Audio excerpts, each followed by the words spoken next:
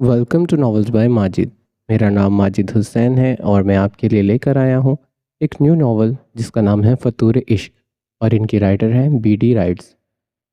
ये novel YouTube पर upload हो रहा है राइटर की जानिब से भी, लेकिन वो चाहते हैं कि मैं इसका वॉइस ओवर अपने चैनल पर अपलोड करूँ एज ए ऑडियो बुक। तो ये उनकी रिक्वेस्ट पर किया जा रहा है और मैं डिस्क्रिप्शन में उनके चैनल का लिंक भी दे दूँगा, तो आपने उनको जाकर सब्सक्राइब भी करना है। वैसे ये नॉवल फेसबुक पर भी पोस्ट हो रहा है, डेली बेसिस पर ऑनगोइंग नॉवल है, तो आप लोग हर जगह राइटर को भी ज़रूर सपोर्ट कीजिएगा। चलते हैं नॉवल की तरफ। वो अपने कमरे में किसी ज़ख्मी मोरनी की तरह बेचैन टहल रही थी, सलसल नाखून चबाती। उसकी नज़रें हर लम्हा फ़ोन की स्क्रीन पर जम जाती थी। गुस्से और इंतज़ार की मिली जुली कैफियत में उसने फ़ोन दीवार पर फेंकने के लिए हाथ उठाया ही था कि स्क्रीन जगमगा उठी। एक नाम देखकर इसकी आइस ब्लू यकबस्ता नीली आंखें चमक उठी थी। होठों के नीचे मौजूद तिल इसकी मुस्कुराहट की दिलकशी को दोबाला कर रहा था। हेलो खान साहिब, मैं कब से मुंतज़िर थी। कुछ पता चला उसके बारे में? उसने अपने गले में मौजूद लॉकेट को कपकपाती उंगलियों से छुआ था, जैसे अपने दिल की बढ़ती हुई रफ्तार को काबू करने की कोशिश कर रही हो। फ़ोन के दूसरी जानिब मौजूद शख्स उसकी तबीयत के जलाल से वाकिफ़ था, इसीलिए खामोश रहा। ये खामोशी उसके सब्र का पैमाना लबरीज कर गई थी। आप बोल क्यों नहीं रहे? उसने आवाज़ को संजीदा करते कहा। वो नूरा मैम, सीधा जवाब दें, हाँ या ना। उसका लहजा सपाट था। मकाबिल ने हिम्मत जमा करते मायूसी से ना में जवाब दिया और नूरा ने फ़ोन काट दिया। अगले ही पल वो फ़ोन ज़मीन पर चकनाचूर हो चुका था। कमरे में मौजूद हर चीज़ उसके गुस्से की भीड़ चढ़ने लगी। कुछ देर पहले जो खुशी चेहरे पर थी, अब वहाँ सिर्फ आतिश फिशा था।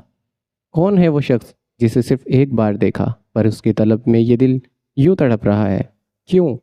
वो लड़की जो हुस्न की मूरत थी, जिसके एक इशारे पर हज़ारों दीवाने निसार होते थे, आज खुद एक झलक की भिखारन बन गई थी। अल्लाह जी, मैंने आज तक आपसे कुछ नहीं मांगा, प्लीज़ मुझे उससे मिला दें।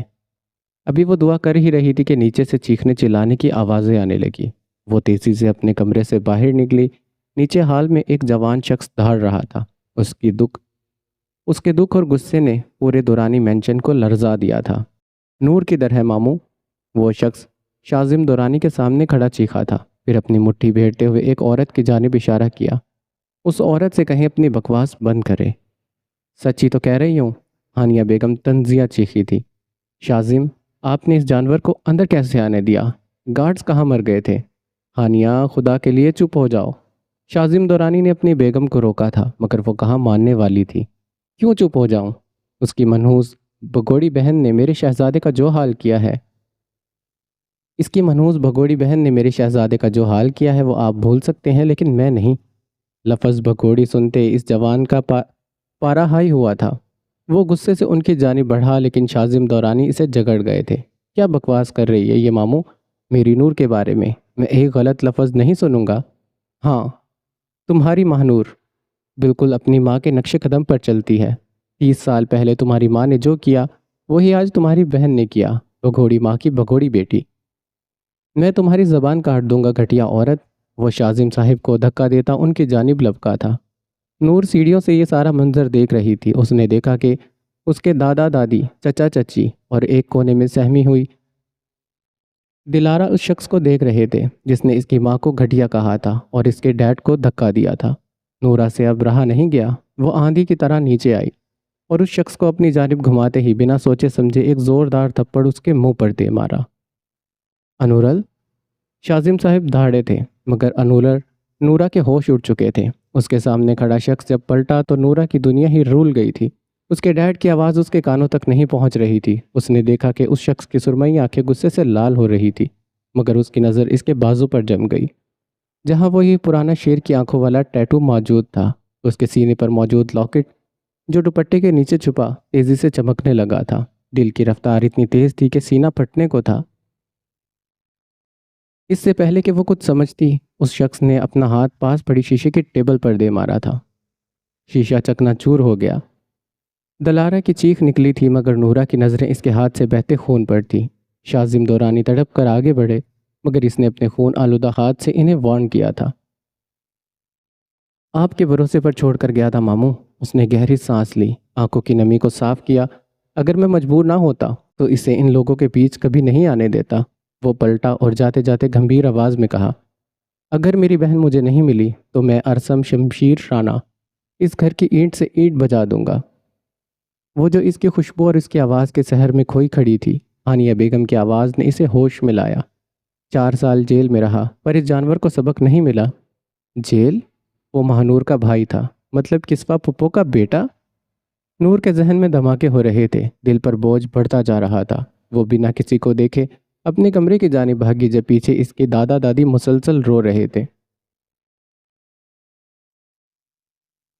وہ اپنے آفس کیبن میں بیٹھا تھا مگر وہی آوازیں اس کا پیچھا کر رہی تھی جس سے وہ بھاگنا چاہتا تھا۔ وہی چہرہ اس کی نظروں کے سامنے تھا جسے وہ دیکھنا نہیں چاہتا تھا۔ آئی لو یو ارزل، میں تم سے پیار کرتی ہوں۔ اگلے ہی پل اس کے ذہن میں ایک میٹھی آواز اور 2 سرمئی آنکھیں لہرائی تھی جن میں صرف اس کے لیے محبت ہی محبت تھی۔ مگر منزل بدلا اور وہی آنکھیں اب آنسوؤں سے بھری تھی، اس سے آزادی کی منت کر رہی تھی۔ اللہ کا واسطہ میرا پیچھا چھوڑ دو، میں تم سے شادی نہیں کرنا چاہتی۔ یادوں کا ایک اور طنز بھرا جھونکا اور وہ سرمئی آنکھیں بالکل سپاٹ اور خالی تھی۔ ہاں، میں تم سے پیار نہیں کرتی، وہ سب جھوٹ تھا، ماموں نے مجھے مجبور کیا تھا۔ اور پھر آخری بار وہی نفرت بھرا لہجہ اس کے کانوں میں گونجا، آئی ہیٹ یو ارزل دورانی۔ تمہاری سوچ اتنی گھٹیا ہو سکتی ہے میں کبھی نہیں سوچا تھا۔ گھن آ رہی ہے مجھے خود پر کہ میں نے تم سے محبت کی۔ اس بار ارزل کی وحشت زدہ آئس بلو آنکھیں کھل چکی تھی، اس کے خوبصورت چہرے پر اب صرف نفرت اور سختی تھی۔ خود عاشق کے ساتھ بھاگ کر میری محبت پر انگلی اٹھائی، تھوکتا ہوں میں خود پر جو میں نے تم سے محبت کی، مہر نور رانہ۔ غصے کے عالم میں اس نے ٹیبل پر رکھا بھاری پیپر ویٹ اٹھا کر پوری قوت سے دروازے پر مارا تھا۔ ہی کسی پل دروازہ کھلا اور اندر داخل ہونے والے شخص کے گھٹنے پر وہ پیپر ویٹ زور سے لگا تھا۔ آہ! ایک درد بھری آواز گونجی۔ اس کی آواز پر ارزل اس کی سمت مڑا تھا۔ مس ہیزن، آپ ٹھیک ہیں؟ اس نے سپاٹ لہجے میں پوچھا مگر اس کے چہرے پر کوئی تاثرات نہیں تھے۔ ہیزن نے نم آنکھوں سے اس پتھر جیسے چہرے کو دیکھا اور ٹوٹے ہوئے لہجے میں بولی، تھوڑا درد۔ ابھی اس کا جملہ مکمل نہیں ہوا تھا کہ ارزل سردی سے بولا، سوری تو نہیں بولوں گا، غلطی آپ کی ہے، دروازہ نوک کر کے آنا چاہیے تھا۔ ویل، اتنا کہتے ہوئے میڈیکل روم کی جانب جانے اور اتنا کہہ سکتا ہوں کہ میڈیکل روم کی جانب جائیں۔ اتنا کہہ کر وہ دوسری سمت مڑ گیا تھا جیسے وہاں موجود ہی نہ ہو۔ یہ شخص جتنا خوبصورت ہے اتنا ہی شفاق ہے، عزن نے اپنے من میں سوچا۔ وہ گھٹنے کا درد چھپاتی چھوٹے چھوٹے قدم لیتی ہوئی میڈیکل روم کی جانب بڑھ گئی تھی۔ میں ارسم شمشیر رانہ، اگر میری بہن مجھے نہیں ملی تو میں اس گھر کی اینٹ سے اینٹ بجا دوں گا۔ وہ اپنی آواز گمبھیر کرنے کی ناکام کوشش کرتے ارسم کی نقل کر رہی تھی، باقی دونوں اسے حیرت سے آنکھیں پھاڑے دیکھ رہے تھے۔ یار دل، وہ بندہ اتنا اوور ایکٹنگ کر کے گیا ہے، یا تم اس کی جگہ اوور ایکٹنگ کر رہی ہو؟ دیان نے پاپ کارن چباتے ہوئے پوچھا تھا۔ وہ اسے ایسے دیکھ رہا تھا جیسے سامنے کوئی بلاک باسٹر مووی چل رہی ہو۔ چپ کر بندر، میری ایکٹنگ پر انگلی اٹھا رہا ہے؟ خوش قسمت ہے شوبز انڈسٹریز والے کہ دلارا دورانی نے وہاں قدم نہیں رکھا، ورنہ آج سب بے روزگار ہو جاتے۔ میں تو عارش بھائی کو بھی پیچھے چھوڑ کر ان سے بڑی سپر سٹار بن جاتی۔ اس نے اپنے چاکلیٹ براؤن شولڈر لینتھ بال جھٹک کر ادا سے کہا تھا۔ اس کی مسکراہٹ کے ساتھ گالوں پر 2 گہرے ڈمپل وجے ہوئے تھے۔ ہاں، تمہاری وجہ سے ساری موویز اور ڈرامے فلاپ ہو جاتے اور بیچارے پیسے نہ ملنے پر بے روزگار ہی ہو جاتے، دیان نے دانت نکالتے کہا تھا۔ دلارا اس پر جپٹنے ہی والی تھی کہ عارش بیچ میں بول پڑا، ابھی تم چپ نہ ہوئے مسٹر ڈی ڈی تو میں تمہیں پاپ کارن چھین کر منہ پر دے ماروں گا اور چچا کو تمہارے سارے کارنامے بتا دوں گا۔ عارش کی وارننگ سنتے ہوئے دیان نے لڑکیوں کی طرح منہ بسورا تھا، جیسے اس گھر میں سب سے زیادہ ظلم اسی پر ہوتا ہو۔ پھر کیا ہوا دل؟ بابا اور چچا نے کچھ نہیں کہا؟ بھلا اپنی بہن کی غلطی پر ہمارے گھر کے بڑوں سے بدتمیزی کرنے والا وہ کون ہوتا ہے؟ عارش نے غصے سے دانت پیستے ہوئے کہا تھا۔ جب وہ شوٹنگ سے گھر لوٹا تو ماحول عجیب تھا۔ دلارا اور دیان سے سچ جاننے ان کے کمرے میں آیا تو سب سن کر اس کی ہیزل بلو آنکھوں میں غصہ چمک اٹھا تھا۔ وہ بول رہے تھے کہ مہر نور آپی بے قصور ہیں، بندہ ویسے ڈیشنگ اور ہاٹ تھا، پوچھے مت۔ انور آپی نے جب اسے تھپڑ مارا اور اس نے شیشے والا ٹیبل توڑا۔ اف، پورا مووی سین لگ رہا تھا۔ اور اس کا ٹیٹو، ہی از ڈینجرسلی ہاٹ۔ دلارا تصور میں کھوئی، اس کی تعریفیں گنوا رہی تھی کہ پیچھے سے آتی اس کی ماں نے اس کے کان پکڑے تھے۔ ہاں ہاں چڑیل، تجھے پڑھائی سے زیادہ ہر چیز میں انٹرسٹ ہے، رانیہ دورانی نے کان مروڑتے ہوئے کہا تھا۔ مما پلیز چھوڑ دینا، درد ہو رہا ہے۔ دلارا نے آنکھیں چھوٹی کرتے معصومیت کا ریکارڈ توڑتے پہلے ماں کو دیکھا اور پھر دیان کے جانب مدد طلب نگاہوں سے دیکھا تھا۔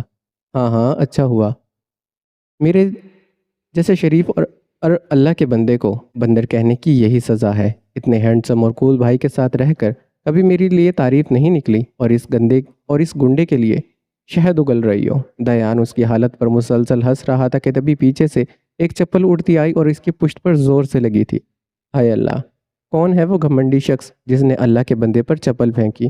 وہ غصے سے مڑا تھا مگر سامنے باپ کو دیکھا اور زبان دانتوں تلے دبا لی اور ہاتھ جوڑ کر معصوم بچہ بن گیا۔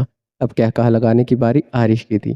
عارش بیٹا، آپ جائیں اور بابا کو دیکھیں، وہ کب سے روم سے باہر نہیں آئے، کاظم دورانی نے کہا، اور عارش ایک آخری بیچاری نظر ان دونوں پر ڈالتا وہاں سے چلا گیا تھا۔ دلارا ماں سے کان چھڑوا کر دیان کے برابر آن کھڑی ہوئی۔ ان دونوں کو ان حالت میں دیکھ کر کوئی بھی دھوکہ کھا لیتا کہ یہ دنیا کے سب سے معصوم بچے ہیں۔ پیدائش پر ان کے ماں باپ کو بھی لگا تھا کہ گھر میں دو فرشتے آئے ہیں، مگر حقیقت بالکل الگ تھی۔ یہ دونوں فرشتے نہیں بلکہ دو خطرناک شیطان تھے، جن کا کام پارٹیز کرنا، پڑھائی سے دور رہنا اور ایڈونچر کے نام پر ہر الٹی سیدھی حرکت کرنا تھا۔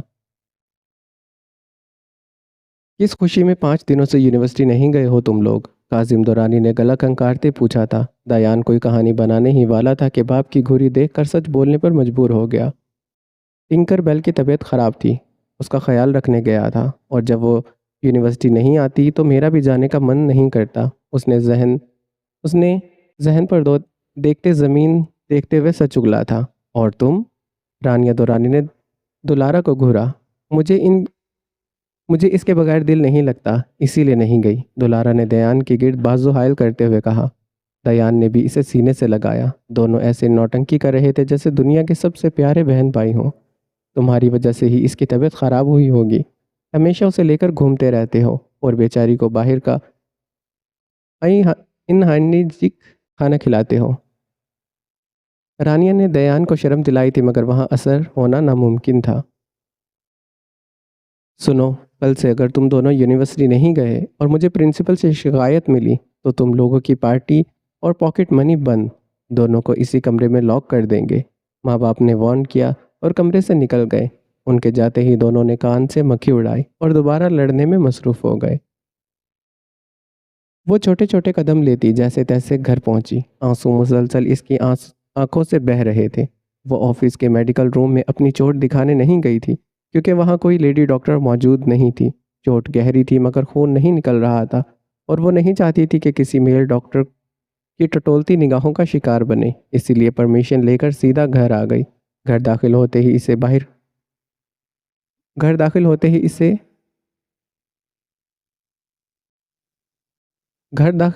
اسے بہاریں کہیں دکھائی نہیں دی۔ احسان کو پتا تھا کہ وہ کہاں ہوگی، اسی لیے اپنا بیگ اور پرس وہیں پر رکھ کر وہ ڈھیروں تکلیف کے باوجود سیڑھیوں کی جانب بڑھی تھی۔ کھلی چھت اور ٹھنڈی ہوا، بہاریں وہاں بیٹھی تھی۔ رات کا اندھیرا اس کے بالوں اور آنکھوں میں اتر آیا تھا اور اس کی ناک کی نت ستاروں کی طرح چمک رہی تھی۔ ان سب کے درمیان اس کا حسین چہرہ کسی پرنور چاند سے کم نہیں لگ رہا تھا۔ بہاریں، احسان نے اسے پکارا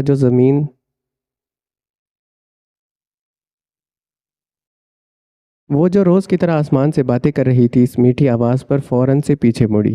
زینی، آج اتنی جلدی آ گئی تم؟ وہ پہلے تو چونکی مگر پھر ہیزن کے لڑکھڑاتے قدم کو دیکھ کر ٹھٹک گئی۔ کیا ہوا زینی؟ اس نے پریشانی میں ہیزن کو اپنے برابر بٹھایا۔ ہیزن جو اب تک سب کچھ دبائے بیٹھی تھی، کسی کو فکر کرتے دیکھ ضب کھو بیٹھی اور رونے لگی۔ بہاریں بوکھلائی اس کے آنسو صاف کرنے لگی۔ ارے زینی، کیا ہوا؟ بتاؤ تو صحیح۔ کیا ہی بولوں بہاریں، اس آفس میں لوگوں کی مدد کے لیے سائیکالوجسٹ بن کر رہ گئی تھی، مگر وہاں رہ کر مجھے لگتا ہے کہ مجھے خود سائیکالوجسٹ کی ضرورت پڑ جائے گی۔ وہ مسٹر انٹارکٹیکا مجھے پاگل مریضہ بنا کر چھوڑے گا، اس نے سسکی لیتے ہوئے شکایت کی تھی۔ کون؟ وہ تمہارا آئس پرنس باس؟ بہاریں نے شرارت سے پوچھا، جس پر ہیزن بھڑک اٹھی تھی۔ نام مت لو اس نخرے نواب کا۔ ایک تو اس کے نخرے ختم نہیں ہوتے، دوسرا ہمیشہ منہ پھلائے پانڈا بنا گھومتا رہتا ہے، اور آج تو پیپر ویٹ کا پہلوان بنا کر میری ہڈی ہی توڑ دی ہے۔ وہ غصے میں اسے نئے نئے ناموں سے نوازتی اپنے گھٹنے پر ہاتھ رکھ کر بیٹھ گئی تھی۔ بہاریں ہنستی ہوئی فوراً سے اٹھی اور آلمنٹ اور آئس پیک لے کر آئی۔ وہ گھٹنے پر برف لگاتے ہوئے پھر سے اس کو چھیڑنے لگی، لیکن تم نے ہی تو کہا تھا کہ وہ آئس پرنس ہے، اتنا ہینڈسم ہے کہ نظر نہیں ہٹتی۔ ہاں، مگر انسان کو صرف خوبصورت ہی نہیں، ہمدرد بھی ہونا چاہیے، تھوڑا کیئرنگ نیچر ہونا چاہیے۔ مگر وہاں صرف سردی ہے، وہ بھی انٹارکٹیکا سے زیادہ، اسی لیے آج سے اس کا نام مسٹر انٹارکٹیکا ہے۔ ہیزن کے ایکسپریشنز دیکھ کر بہارے کی ہنسی نکل گئی تھی۔ ہنسو مت بہارے، تمہیں پتہ ہے جب میں اس کمپنی میں گئی تھی تو سب لوگ مجھے ترستی نگاہوں سے دیکھتے تھے۔ شازم سر نے اتنی التجا کی تھی کہ ان کی کمپنی کو سائیکولوجسٹ کی ضرورت ہے، کیونکہ ان کا سپوت جس طرح لوگوں سے کام کرواتا ہے ان سب کو میری ضرورت ہے۔ وہ خود تو روبوٹ ہے ہی، باقی سب کو بھی ویسا ہی سمجھتا ہے۔ ہیزن نے اپنے کندھے تھپ تھپاتے ہوئے تصور کی دنیا میں کہا تھا، سب سے پہلے اسی کا سکرو سیٹ کرنا ہے، پھر باقی سب ٹھیک ہو جائیں گے۔ اگر میں اس میں کامیاب ہو گئی تو مجھے خود پر رشک اور فخر ہوگا کہ میں نے کتنے لوگوں کی جان بچائی ہے اس نخرے نواب سے۔ بہاریں آنمنٹ لگا چکی تھی۔ اچھا زینی، باتیں تو ہوتی رہیں گی، کھانا یہیں لا دوں یا روم میں کھاؤ گی؟ ہیزن نے یہیں کھانے کا کہا تو بہاریں نیچے کمرے میں آئی۔ اس نے آنمنٹ ٹیبل پر رکھا اور کپ بورڈ اٹھا کر کھولا تھا۔ وہ ایک چیز جو اس نے ہیزن سے چھپائی تھی، اسے کپڑوں کے پیچھے کونے میں گہرائی میں رکھ دیا۔ کپ بورڈ بند کرتے اس کی آنکھ سے ایک آنسو نکلا، جسے فوراً سے صاف کرتی وہ کچن کی جانب بڑھ گئی تھی۔ یہاں پر قسط نمبر 1 ختم ہوتی ہے، اور اگر آپ کو یہ ایپیسوڈ اچھی لگی تو کمنٹ باکس میں ضرور بتائیے گا۔ رائٹر کا یوٹیوب اور فیس بک کا جو چینل ہے وہ میں ڈسکرپشن میں مینشن کر دوں گا، تو آپ لوگ جا کر ان کو بھی سپورٹ کیجیے گا۔ فیس بک پر فالو کر لیجیے گا اور یوٹیوب پر ان کو سبسکرائب کر لیجیے گا۔ اور ناول کیسا لگا ہے آپ نے کمنٹ باکس میں لازمی بتانا ہے، تاکہ میں نیکسٹ ایپیسوڈ جلدی سے ریکارڈ کر سکوں۔ ملتے ہیں نیکسٹ ایپیسوڈ میں، اپنا بہت سارا خیال رکھیے گا۔ اللہ حافظ۔